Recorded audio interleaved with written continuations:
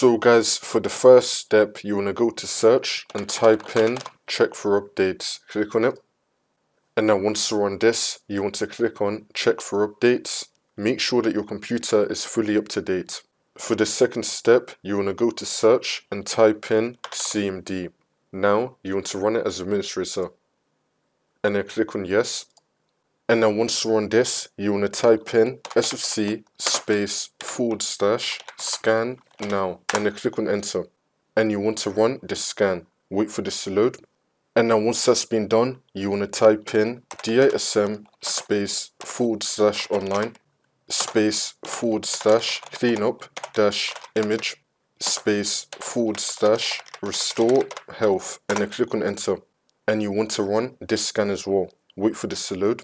Once you complete both those scans, for the last step, just restart your computer and then the problem should be fixed. If that's still not working, then for the second method, you want to go to search and type in add remove programs. Click on it.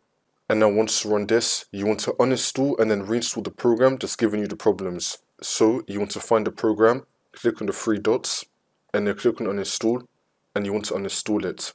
Then you want to reinstall it again, and then hopefully this will fix your problem.